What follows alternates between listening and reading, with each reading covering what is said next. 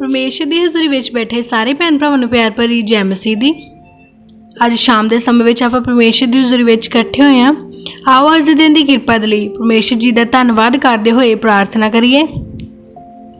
Hallelujah hallelujah hallelujah hallelujah hallelujah. धन्नवाद धन्नवाद धन्नवाद पिता परमेश्वर मसीह नासरी तुहाडा धन्नवाद करते हैं। तुहाडा शुक्र करते मेरे प्रभु जी, अज इस दिन की किरपा दे लई मेरे पिता परमेश्वर।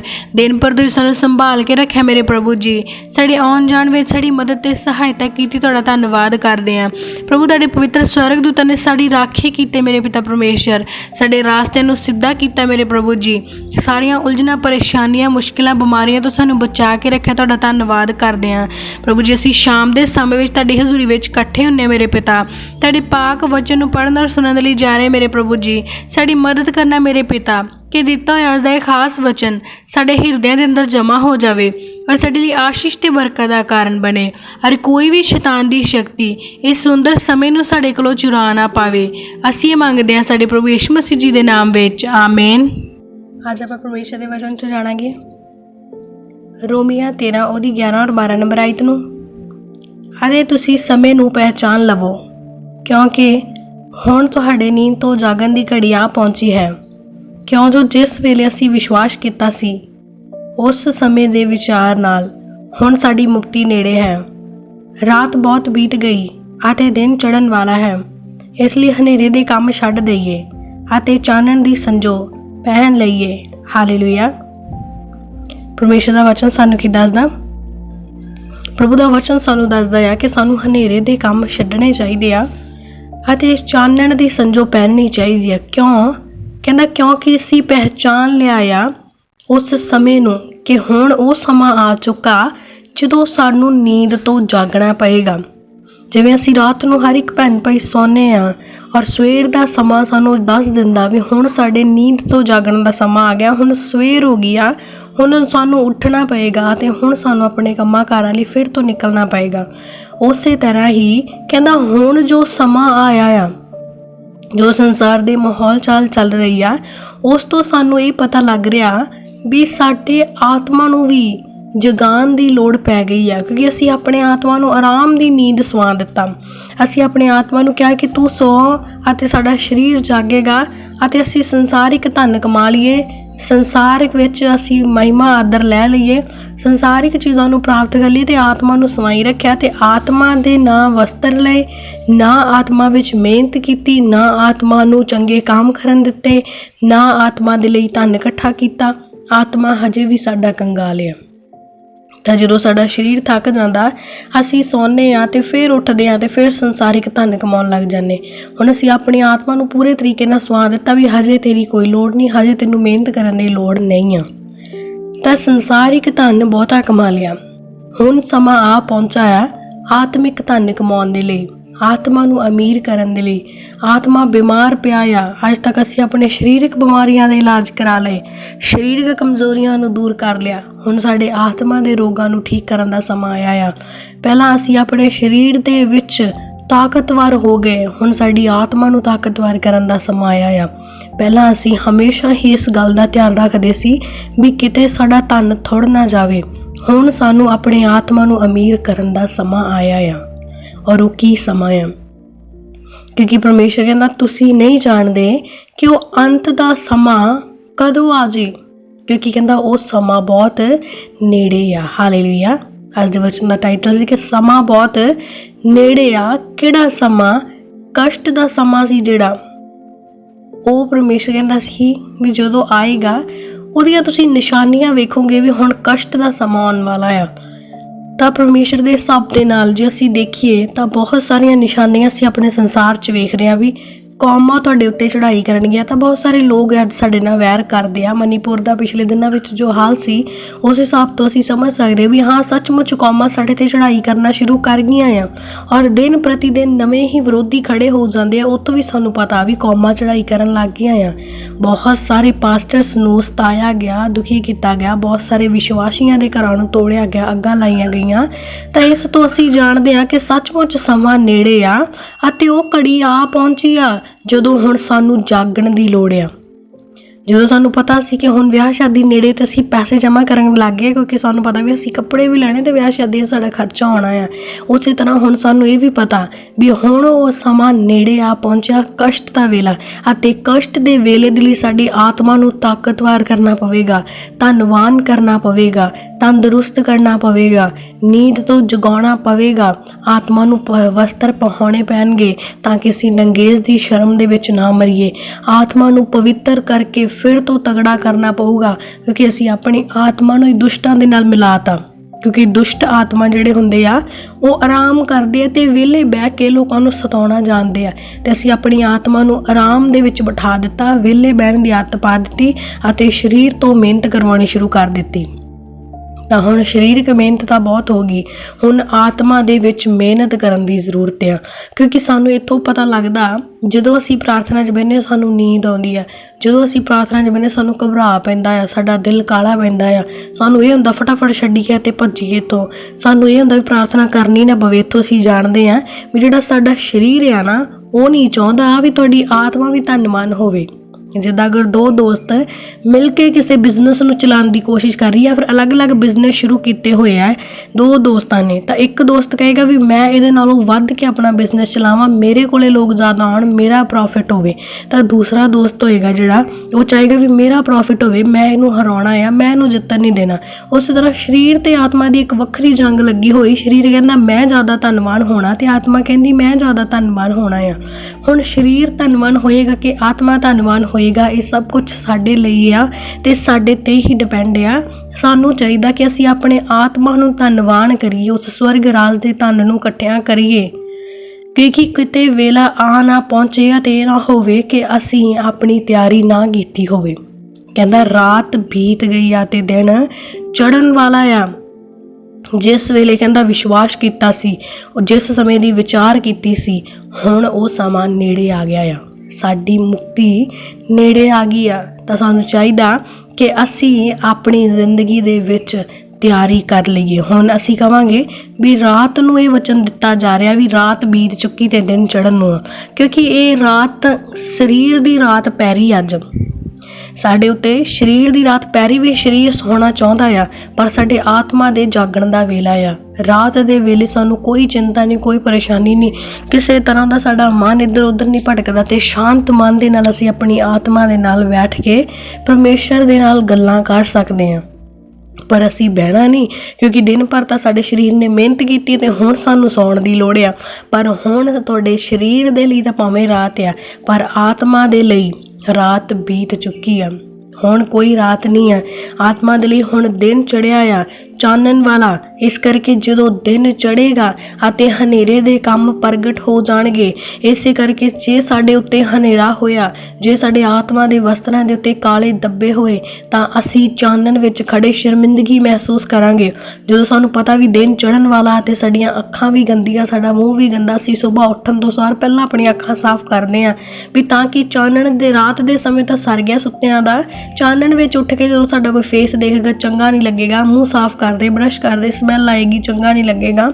ਉਸੇ ਤਰ੍ਹਾਂ ਹੀ ਜਦੋਂ ਤੁਹਾਡੀ ਆਤਮਾ ਦਾ ਦਿਨ ਚੜ੍ਹੇਗਾ ਨਾ, ਆਪਣੀ ਆਤਮਾ ਨੂੰ ਵੀ ਇੰਨਾ ਸੋਹਣਾ ਤੇ ਤੰਦਰੁਸਤ ਕਰ ਲਓ ਤਾਂ ਜੋ ਜਦੋਂ ਆਤਮਾ ਦਾ ਦਿਨ ਚੜ੍ਹੇ, ਤਾਂ ਜਦੋਂ ਸੱਚਮੁੱਚ ਸੱਚ ਦੀ ਰੋਸ਼ਨੀ ਉਹਦੇ ਤੇ ਪ੍ਰਗਟ ਹੋਵੇ, ਤਾਂ ਉਹ ਹਨੇਰੇ ਦੇ ਦਾਗ ਉਹਦੇ ਉੱਤੇ ਦਿਖਣ ਨਾ, ਉਹ ਬਿਲਕੁਲ ਸਾਫ਼ ਅਤੇ ਸੋਹਣੀ ਹੋਵੇ, ਤਾਂ ਜੋ ਹਨੇਰੇ ਦੇ ਕੰਮ ਜਿਹੜੇ ਤੁਸੀਂ ਕੀਤੇ ਆ ਸਰੀਰ ਦੇ ਵਿੱਚ ਰਹਿੰਦੇ ਹੋਏ, ਸਾਡਾ ਸਰੀਰ ਜਿਹੜੇ ਆ ਪੂਰੇ ਦਾ ਪੂਰਾ ਹਨੇਰੇ ਦੇ ਕੰਮ ਕਰਦਾ ਤੇ ਉਹਦੇ ਦਾਗ ਸਾਡੀ ਆਤਮਾ ਦੇ ਲੱਗਦੇ ਆ। ਅਸੀਂ ਸਿਰਫ ਧਨ ਕਮਾਇਆ, ਔਰ ਕਿਹੜੇ ਤਰੀਕੇ ਨਾਲ? ਗਲਤ ਤਰੀਕੇ ਨਾਲ। ਸਾਡੀ ਤਲਾਸ਼ ਸਿਰਫ ਧਨ ਕਮਾਉਣ ਦੀ ਸੀ, ਤਰੀਕਾ ਜਿਹੜਾ ਮਰਜ਼ੀ ਹੋਵੇ। ਅਸੀਂ ਘਰ ਤੋਂ ਬਾਹਰ ਗਏ, ਵਿਚਾਰ ਕੀਤਾ, ਝੂਠ ਬੋਲਿਆ, ਚੋਰੀਆਂ ਕੀਤੀਆਂ, ਨਸ਼ੇ ਕੀਤੇ, ਹਰ ਉਹ ਘਮੰਡੀ ਕੰਮ ਕੀਤੇ, ਗੰਦੇ ਕੰਮ ਕੀਤੇ ਜਿਹੜੇ ਸਾਨੂੰ ਨਹੀਂ ਕਰਨੇ ਚਾਹੀਦੇ ਸੀ। ਤਾਂ ਪਰਮੇਸ਼ਰ ਸਾਨੂੰ ਕੀ ਦੱਸਦਾ ਕਿ ਹੁਣ ਉਹ ਸਾਰੇ ਕੰਮ ਛੱਡਣ ਦਾ ਵੇਲਾ ਆ ਗਿਆ ਆ, ਕਿਉਂਕਿ ਹਨੇਰੇ ਦੇ ਵਿੱਚ ਲੋਕ ਜਿਹੜੇ ਤੁਸੀਂ ਕੰਮ ਕਰ ਲਏ ਆ ਉਹਨਾਂ ਦੇ ਦਾਗ ਤੁਹਾਡੇ ਕੱਪੜਿਆਂ 'ਤੇ ਆ, ਅਤੇ ਜਦੋਂ ਤੁਸੀਂ ਚਾਨਣ 'ਚ ਜਾਓਗੇ ਤਾਂ ਉਹ ਦਾਗ ਤੁਹਾਡੇ ਉੱਤੇ ਚਮਕਣਗੇ। ਤਾਂ ਉਸ ਤੋਂ ਚੰਗਾ ਆ ਵੀ ਚਾਨਣ ਦੀ ਸੰਜੋ ਪਹਿਨ ਲਓ ਅਤੇ ਆਪਣੇ ਵਸਤਰਾਂ ਨੂੰ ਫਿਰ ਤੋਂ ਅਨਮੋਲ ਤੇ ਸ਼ੁੱਧ ਕਰ ਲਓ, ਤਾਂ ਜੋ ਤੁਸੀਂ ਦੋਸ਼ੀ ਨਾ ਠਹਿਰੋ, ਕਿਉਂਕਿ ਸਮਾਂ ਬਹੁਤ ਨੇੜੇ ਆ। ਉਹ ਗੱਲਾਂ ਹੋਣੀਆਂ ਸ਼ੁਰੂ ਹੋ ਚੁੱਕੀਆਂ ਆ। ਇਸ ਕਰਕੇ ਸਮਾਂ ਬਹੁਤ ਨੇੜੇ, ਆਪਣੀ ਤਿਆਰੀ ਕਰੋ ਤਾਂ ਜੋ ਤੁਸੀਂ ਨਾਸ਼ ਨਾ ਹੋਵੋ। ਹਾਲੇਲੂਇਆ। ਨੈਕਸਟ ਵਚਨ ਜੋ ਦੇਖਾਂਗੇ, ਰੋਮੀਆਂ 13 ਦੀ 12 ਔਰ 13 ਨੰਬਰ ਆਇਤ ਨੂੰ, ਜਿਵੇਂ ਦਿਨ ਵੇਲੇ ਸ਼ੋਭਾ ਦਿੰਦਾ ਹੈ ਉਵੇਂ ਹੀ ਅਸੀਂ ਭਲਾ ਮਾਨਸੀ ਨਾ ਚੱਲੀਏ, ਨਾ ਨਾਚ ਰੰਗ ਅਤੇ ਨਾ ਨਸ਼ਿਆਂ ਵਿੱਚ, ਨਾ ਹਰਾਮਕਾਰੀਆਂ ਅਤੇ ਲੁੱਚ-ਪੁਣਿਆਂ ਵਿੱਚ, ਨਾ ਝਗੜੇ ਅਤੇ ਖਾਰ ਵਿੱਚ, ਸਗੋਂ ਪ੍ਰਭੂ ਯੀਸ਼ੂ ਮਸੀਹ ਨੂੰ ਪਹਿਨ ਲਵੋ ਅਤੇ ਸਰੀਰ ਦੀਆਂ ਕਾਮਨਾਵਾਂ ਨੂੰ ਪੂਰਾ ਕਰਨ ਲਈ ਕੋਈ ਪ੍ਰਬੰਧ ਨਾ ਕਰੋ। ਹਾਲੇਲੂਇਆ। ਪਰਮੇਸ਼ਰ ਦਾ ਵਚਨ ਸਾਨੂੰ ਕੀ ਦੱਸਦਾ? ਕਹਿੰਦਾ ਜਿਵੇਂ ਦਿਨ ਵੇਲੇ ਸ਼ੋਭਾ ਹੁੰਦੀ ਆ ਉਵੇਂ ਅਸੀਂ ਭਲਾ ਮਾਨਸੀ ਨਾ ਚੱਲੀਏ। ਜਦੋਂ ਦਿਨੇ ਅਸੀਂ ਨਿਕਲਦੇ ਹਾਂ, ਰਾਤ ਨੂੰ ਭਾਵੇਂ ਅਸੀਂ ਸੱਚਮੁੱਚ ਮਿਲ ਕੇ ਕ੍ਰਾਈਮ ਕੀਤਾ ਹੋਵੇ, ਰਾਤ ਨੂੰ ਅਸੀਂ 2 ਨੰਬਰ ਦੀ ਕਮਾਈ ਕੀਤੀ ਹੋਵੇ, ਰਾਤ ਨੂੰ ਅਸੀਂ ਛੁਪ ਕੇ ਗਲਤ ਕੰਮ ਕੀਤੇ ਹੋਣ, ਪਰ ਜਦੋਂ ਸਵੇਰ ਨਿਕਲਦੇ ਹਾਂ ਅਸੀਂ ਸੋਹਣੇ ਵਧੀਆ ਕੱਪੜੇ ਪਾ ਕੇ ਅਤੇ ਵਧੀਆ ਧਰਮੀਆਂ ਦੀ ਸੰਗਤੀ 'ਚ ਬਹਿੰਦੇ ਹਾਂ, ਜਾਂ ਫਿਰ ਚੰਗਿਆਂ ਲੋਕਾਂ ਦੇ ਵਿੱਚ ਜਿਹੜੇ ਸੰਸਾਰ ਦੇ ਵਿੱਚ ਬੜੇ ਆਦਰ ਦੇ ਯੋਗ ਉਹਨਾਂ ਦੇ ਵਿੱਚ ਬੈਠਦੇ ਹਾਂ, ਅਤੇ ਅਸੀਂ ਕੀ ਕਰਦੇ ਹਾਂ ਵੀ ਅਸੀਂ ਬੜੇ ਭਲਾ ਮਾਨਸ ਹਾਂ ਅਤੇ ਅਸੀਂ ਬੜੇ ਇਮਾਨਦਾਰੀ ਦੀ ਚਾਲ ਚੱਲਦੇ ਹਾਂ। ਤੇ ਕਹਿੰਦਾ ਫਿਰ ਜਿਹੜੀ ਸ਼ੋਭਾ ਤੁਸੀਂ ਲੈਣਾ ਚਾਹੁੰਦੇ ਆ ਨਾ, ਸੱਚਮੁੱਚ ਉਹ ਸ਼ੋਭਾ ਨਕਲੀ ਨਾ ਹੋਵੇ, ਉਹ ਕੰਮ ਤੁਸੀਂ ਸੱਚਮੁੱਚ ਕੀਤੇ ਵੀ ਹੋਣ, ਉਹ ਸ਼ੋਭਾ ਦੇ ਯੋਗ ਕੰਮ ਵੀ ਕਰੋ ਤਾਂ ਜੋ ਤੁਹਾਡੀ ਉਹ ਸ਼ੋਭਾ ਝੂਠੀ ਨਾ ਹੋਵੇ। ਅਸੀਂ ਕੰਮ ਤਾਂ ਸਾਰੇ ਤਰ੍ਹਾਂ ਦੇ ਕਰਨਾ ਚਾਹੁੰਦੇ, ਪਰ ਅਸੀਂ ਚਾਹੁੰਦੇ ਵੀ ਸਾਡੀ ਸ਼ੋਭਾ ਸੱਚੀ ਹੋਵੇ, ਲੋਕ ਸਾਡੀ ਸੱਚੇ ਦਿਲ ਤੋਂ ਸ਼ੋਭਾ ਕਰਨ। ਤਾਂ ਕਹਿੰਦਾ ਉਵੇਂ ਹੀ ਅਸੀਂ ਭਲਾ ਮਾਨਸੀ ਨਾਲ ਚੱਲੀਏ, ਜਿਵੇਂ ਦੇ ਸਾਨੂੰ ਸ਼ੋਭਾ ਚਾਹੀਦੀ ਆ।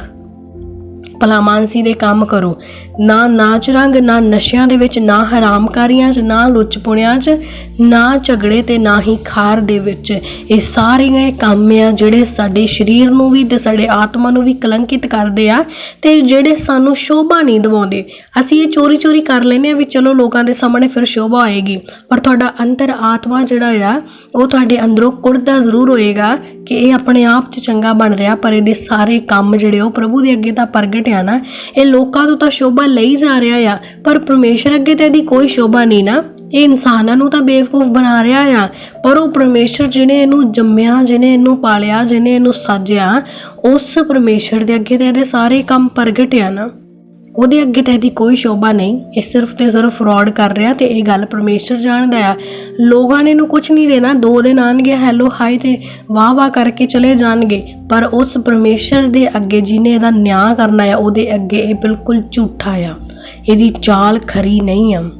ਤਾਂ ਇਸ ਕਰਕੇ ਸੰਸਾਰਿਕ ਸ਼ੋਭਾ ਕੁਛ ਕੁ ਪਲਾਂ ਦੀਆਂ ਲੋਕ ਆਉਣਗੇ, ਤੁਹਾਨੂੰ ਚੰਗਾ ਦੇਖ ਕੇ 1-2 ਦਿਨ ਤਾਰੀਫ ਕਰਨਗੇ, ਉਸ ਤੋਂ ਬਾਅਦ ਫਿਰ ਤੋਂ ਤੁਹਾਡੇ ਮੂੰਹ ਤੇ ਤੁਹਾਨੂੰ ਬਦਨਾਮ ਕਰਨਗੇ, ਤੁਹਾਡੇ ਤੇ ਦੋਸ਼ ਲਗਾਉਣਗੇ, ਤੁਹਾਨੂੰ ਛੱਡ ਦੇਣਗੇ। ਪਰ ਸਾਨੂੰ ਸ਼ੋਭਾ ਚਾਹੀਦੀ ਉਸ ਪਰਮੇਸ਼ਰ ਦੇ ਮੂੰਹ 'ਚੋਂ ਜਿਹੜਾ ਸਦਾ ਦੀ ਸ਼ੋਭਾ ਦੇਵੇਗਾ ਤੇ ਸਾਨੂੰ ਨਾ ਛੱਡੇਗਾ ਤੇ ਨਾ ਤਿਆਗੇਗਾ, ਨਾ ਸਾਡੀਆਂ ਜ਼ਿੰਦਗੀਆਂ ਦੇ ਵਿੱਚ ਕਿਸੇ ਵੀ ਤਰ੍ਹਾਂ ਦਾ ਵਿਅਰਥ ਦਾ ਕੰਮ ਹੋਵੇਗਾ ਤੇ ਨਾ ਹੀ ਅਸੀਂ ਨਾਸ਼ ਹੋਵਾਂਗੇ। ਹਾਲੇਲੂਇਆ। ਕਿਉਂਕਿ ਸਾਨੂੰ ਨਾਸ਼ ਹੋਣ ਤੋਂ ਬਚਾਉਣ ਵਾਲਾ ਸਿਰਫ ਸਾਡਾ ਪਰਮੇਸ਼ਰ ਆ। ਜੇ ਅਸੀਂ ਕਹੀਏ ਵੀ ਲੋਕ ਸਾਡੀ ਬਹੁਤ ਤਾਰੀਫ ਕਰਦੇ ਆ ਤਾਂ ਅਸੀਂ ਬਸ ਬਚ ਗਏ ਹਾਂ। ਜਦੋਂ ਲੋਕ ਸਾਡੇ ਤੋਂ ਖੁਸ਼ ਆ, ਪਰਮੇਸ਼ਰ ਵੀ ਖੁਸ਼ ਆ। ਲੋਕ ਤਾਂ ਛੋਟੀ ਜਿਹੀ ਗੱਲ ਤੋਂ ਹੀ ਖੁਸ਼ ਹੋ ਜਾਂਦੇ ਆ, ਲੋਕ ਤਾਂ ਬਹੁਤੇ ਧੰਨਵਾਦ ਤੋਂ ਵੀ ਖੁਸ਼ ਹੋ ਜਾਂਦੇ ਆ, ਪਰ ਲੋਕਾਂ ਨੂੰ ਕੀ ਪਤਾ ਵੀ ਉਹਨਾਂ ਨੇ ਕਿਵੇਂ ਪੈਸਾ ਕਮਾਇਆ। ਪਰਮੇਸ਼ਰ ਨੂੰ ਤਾਂ ਪਤਾ ਆ ਨਾ। ਇਸ ਲਈ ਲੋਕ ਜਿਹੜੇ ਆ ਉਹ ਬਾਹਰ ਹੀ ਚਮਕ ਦਮਕ ਵੇਖਦੇ ਆ, ਪਰ ਅੰਦਰ ਦਾ ਕਚਰਾ ਜਿਹੜਾ ਉਹ ਪਰਮੇਸ਼ਰ ਵੇਖਦਾ ਆ। ਅੰਦਰ ਜੋ ਲੜਾਈ ਝਗੜੇ, ਖਾਰਾਂ, ਲੁੱਚ ਪੁਣੇ, ਨਸ਼ੇ ਜਾਂ ਨਾਚ ਰੰਗ ਚੱਲ ਰਿਹਾ, ਉਹ ਪਰਮੇਸ਼ਰ ਦੇਖਦਾ ਆ। ਇਸ ਕਰਕੇ ਯੀਸ਼ੂ ਮਸੀਹ ਨੂੰ ਪਹਿਨੋ, ਬਾਹਰੀ ਤਰੀਕੇ ਨਾਲ ਵੀ ਤੇ ਅੰਦਰੀ ਤਰੀਕੇ ਨਾਲ ਵੀ। ਬਾਹਰੋਂ ਵੀ ਤੁਹਾਡਾ ਚਾਲ ਚੱਲਣ ਰੂਪ ਯੀਸ਼ੂ ਵਰਗਾ ਹੋਵੇ ਤੇ ਅੰਦਰੋਂ ਵੀ ਤੁਹਾਡਾ ਸੁਭਾਅ ਅਤੇ ਤੁਹਾਡੇ ਕੰਮ ਯੀਸ਼ੂ ਵਰਗੇ ਹੋਣ, ਅਤੇ ਸਰੀਰ ਦੀਆਂ ਕਾਮਨਾਵਾਂ ਨੂੰ ਪੂਰੀਆਂ ਕਰਨ ਦਾ ਕੋਈ ਵੀ ਪ੍ਰਬੰਧ ਨਾ ਕਰੋ, ਕਿਉਂਕਿ ਜਿੰਨੀਆਂ ਸਰੀਰ ਦੀਆਂ ਕਾਮਨਾਵਾਂ ਆ ਉਹ ਸੰਸਾਰ ਦੇ ਵਿੱਚ ਸਾਨੂੰ ਥੋੜੀ ਜਿਹੀ ਸ਼ੋਭਾ ਤਾਂ ਭਾਵੇਂ ਦਵਾ ਦੇਣ, ਪਰ ਪਰਮੇਸ਼ਰ ਦੀ ਨਿਗਾਹ ਦੇ ਵਿੱਚ ਪੂਰੇ ਤਰੀਕੇ ਨਾਲ ਗਿਰਾ ਦੇਣਗੀਆਂ।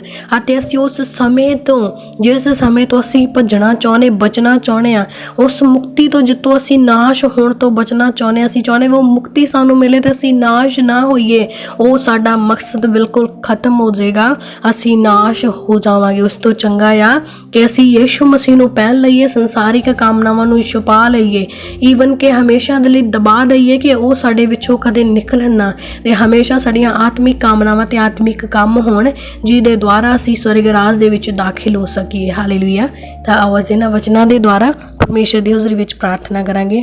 Hallelujah hallelujah hallelujah hallelujah hallelujah hallelujah hallelujah. ਧੰਨਵਾਦ ਧੰਨਵਾਦ ਧੰਨਵਾਦ ਧੰਨਵਾਦ ਧੰਨਵਾਦ ਕਰਦੀ ਮਹਾਨ ਪਿਤਾ ਪਰਮੇਸ਼ਰ, ਸੈਨਾ ਦੇ ਪ੍ਰਭੂ ਯਹੋਵਾ, ਤੁਹਾਡੀ ਪਵਿੱਤਰ ਹਜ਼ੂਰੀ ਅੱਗੇ ਝੁਕਦੇ ਪਿਤਾ ਪਰਮੇਸ਼ਰ, ਤੁਹਾਡੇ ਨਾਮ ਨੂੰ ਮਹਿਮਾ ਤੇ ਵਡਿਆਈ ਦਿੰਦੇ ਪ੍ਰਭੂ ਜੀ।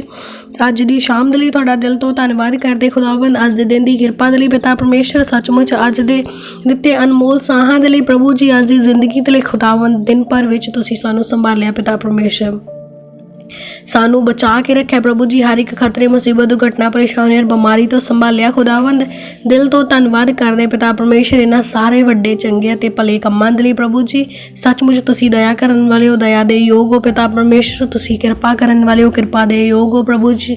ਤੁਸੀਂ ਦਇਆ ਤੇ ਆਦਰ ਦੇ ਨਾਲ ਸਾਨੂੰ ਭਰਿਆ ਪਿਤਾ ਪਰਮੇਸ਼ਰ, ਸਾਡੀਆਂ ਆਤਮਾਵਾਂ ਸੱਚਮੁੱਚ ਆਦਰ ਦੇ ਯੋਗ ਹੋਣ, ਸਾਡੇ ਸਰੀਰ ਆਦਰ ਦੇ ਯੋਗ ਹੋਣ ਪਿਤਾ ਪਰਮੇਸ਼ਰ, ਕਿਉਂਕਿ ਅਸੀਂ ਸੰਸਾਰ ਦੇ ਵਿੱਚ ਬੇਸ਼ਰਮੀ ਦੀ ਚਾਲ ਨਾ ਚੱਲੀਏ, ਪਰ ਲੋਕ ਸਾਨੂੰ ਵੇਖਣ ਅਤੇ ਸਾਡੇ ਪਰਮੇਸ਼ਰ ਦੀ ਮਹਿਮਾ ਕਰਨ ਖੁਦਾਵੰਦ। ਅਸੀਂ ਸ਼ਰਮਿੰਦਗੀ ਦੀ ਚਾਲ ਨਾ ਚੱਲੀਏ ਪਿਤਾ, ਅਸੀਂ ਲੋਕਾਂ ਦੇ ਵਿੱਚ ਬਹੁਤੇ ਮਾਨ ਸਨਮਾਨ ਦੇ ਆਦਰ ਦੇ ਯੋਗ ਹੋਈਏ, ਕਿਉਂ ਜੋ ਅਸੀਂ ਤੁਹਾਡੇ ਨਾਮ ਦੇ ਦੁਆਰਾ ਇਸ ਮਹਿਮਾ ਨੂੰ ਪ੍ਰਾਪਤ ਕਰੀਏ ਪਿਤਾ। ਸਾਡੇ ਹੱਥਾਂ ਦੇ ਦੁਆਰਾ ਤੁਹਾਡੇ ਕੰਮ ਕੀਤੇ ਜਾਣ ਖੁਦਾਵੰਦ, ਸਾਡਾ ਚਾਲ ਚੱਲਣ ਤੁਹਾਨੂੰ ਪਸੰਦ ਆਉਣ ਵਾਲਾ ਹੋਵੇ ਪਿਤਾ ਪਰਮੇਸ਼ਰ, ਸਾਡੀ ਜ਼ਿੰਦਗੀ ਦਾ ਹਰ ਇੱਕ ਕੋਨਾ ਬਲੈਸਿੰਗ ਅਤੇ ਆਸ਼ੀਸ਼ ਨਾਲ ਭਰਿਆ ਹੋਵੇ ਪ੍ਰਭੂ ਜੀ।